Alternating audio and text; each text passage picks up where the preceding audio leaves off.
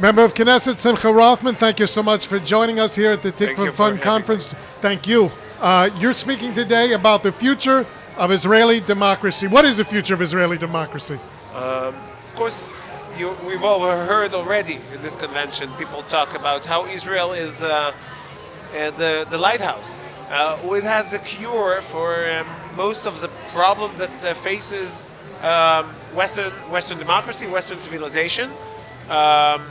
The birth rate, all the good things that the society in Israel has, but the society in Israel has a culture clash with its unelected officials, especially the courts, but not only. We heard also Mike Pompeo talk about the unelected officials in the State Department, but unelected officials in Israel trying to enforce left-wing ideology on a conservative society, because the Israeli society is way more conservative than its elites.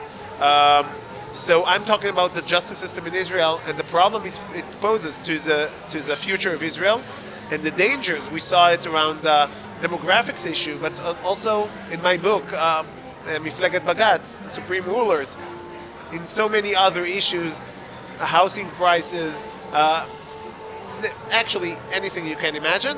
So if we want to have Israel really a democratic and a Jewish country, we need to solve the problems with our justice system, and we have to make that Israel nation will decide on the Israeli country.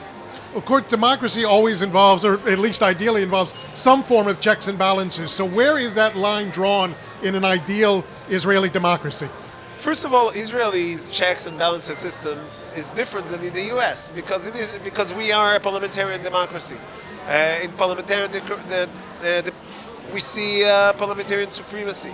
Now, people are afraid of parliamentarian supremacy, but once you remember that you need to build a coalition, and if you go over the ocean and see the news in Israel, you see that it's not so easy to maintain a coalition, to say the least. So that's the built-in checks and balances. We don't have a too strong government. That's not our problem. It's maybe a problem of a country like the U.S. or like maybe even England, when you have the winner takes it all system, and then once you won the election, you have like 4 years to do whatever you want. Not the case in Israel.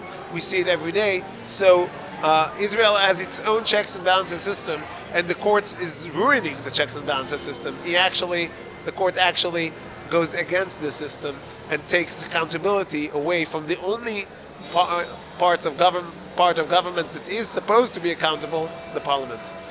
Israel has had somewhat of an overload of democracy over the last, 4 or 5 years now, election after election. It certainly looks like we're coming up on another one.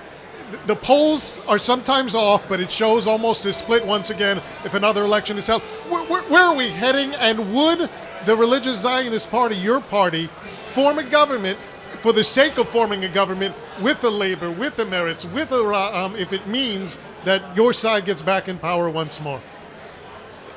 We had this test a year ago, and the answer was very clear.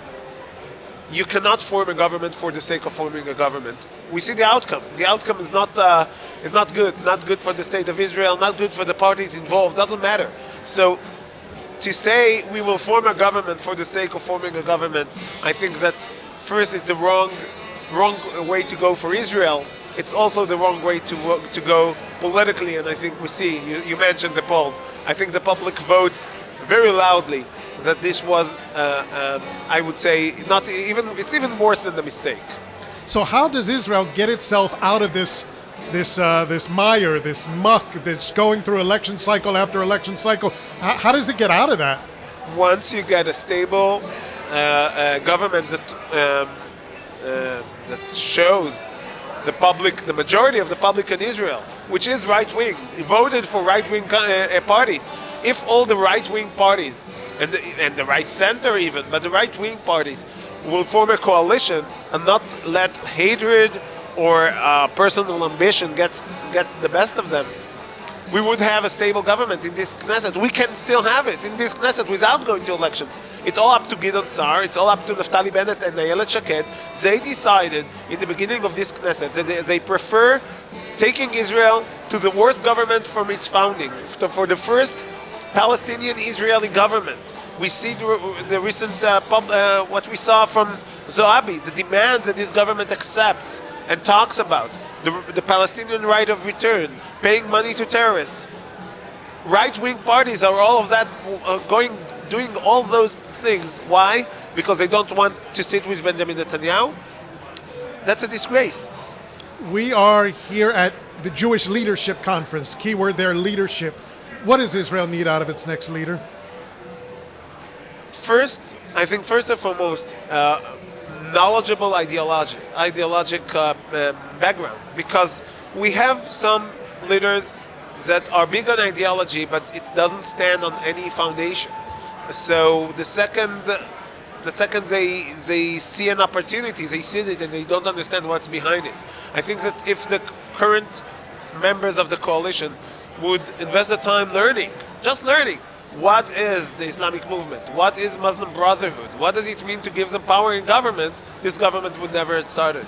So you need to have ideology, but you also need to have the knowledge and the foundation to understand the situation and to know what is the right solution. We have some leaders in the Knesset and in public life today in Israel that knows what needs to be done, but they need to get the majority vote, and more important, they need to get the coalition around the ideas of Zionist Israel. If you accept the ideas that you can have in the coalition in Israel, a party that objects to the idea of Israel as a Jewish state, that supports terror, then you cannot have a state. You cannot have a stable government, but you cannot really have a government for the state of Israel. Member of Knesset, Simcha Rothman, thank you so much for joining us. We appreciate the time. Thank you.